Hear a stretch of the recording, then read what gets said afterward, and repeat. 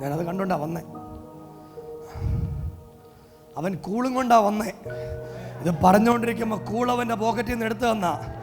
അതുകൊണ്ടാണ് അവൻ കൂളും കൊണ്ട് ഇറങ്ങി എന്നെ കണ്ടപ്പോൾ ഓടാൻ തുടങ്ങിയത്. ഇനിയും കൂള് വേണ്ട. വേണോ?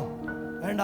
ഞാൻ കൂളിന്റെ കാര്യം പറഞ്ഞപ്പോൾ അവൻ മനസ്സിൽ പറഞ്ഞു, എൻ്റെ അടുത്തോട്ട് വന്നാൽ ഇനി ഞാൻ ആയുസ് കൂള് വെക്കുകയല്ല, ഇനി ഞാൻ ആയുസ് കൂള് ഉപയോഗിക്കത്തില്ല.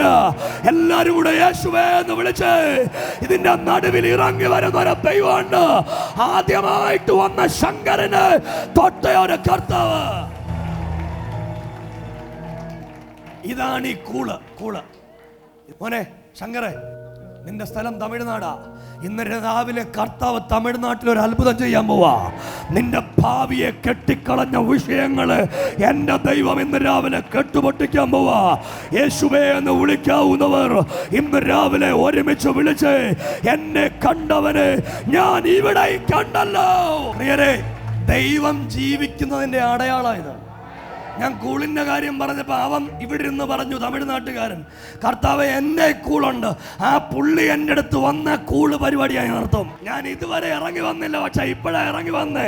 എന്ന് വെച്ചാൽ ഈ കണക്ഷൻ ഇവിടുത്തെ അല്ല, ഈ കണക്ഷൻ സ്വർഗത്തിലെയാ. കരമൊന്നടിച്ചു ദൈവത്തിന് സ്തോത്രം പറഞ്ഞേ. ദൈവനോട് പറയുക, ഇനിയും ഇത് ഉപയോഗിക്കരുത്, ഒരു ലഹരി ഉപയോഗിക്കരുത്. ഇന്ന് തൊട്ട് നീ ദൈവത്തിന് വേണ്ടി ജീവിക്കണം. നമ്മൾ തമ്മിൽ ഒരു പരിചയമില്ല. യൂട്യൂബിൽ കണ്ടാ നീ ഇവിടെ നിന്ന് എന്തുവാ പറഞ്ഞത്? പാസ്റ്റർ കൂളെ കുറിച്ച് സംസാരിക്കുമ്പോൾ എൻ്റെ പോക്കറ്റിലുണ്ട്, ദൈവം ഇതേ കുറിച്ച് എൻ്റെ അടുത്ത് സംസാരിക്കാൻ ഞാൻ ഇനി വയ്ക്കത്തില്ലെന്ന്. ഇന്ന് രാവിലെ ജീവിക്കുന്ന ഒരു ദൈവമുണ്ട്.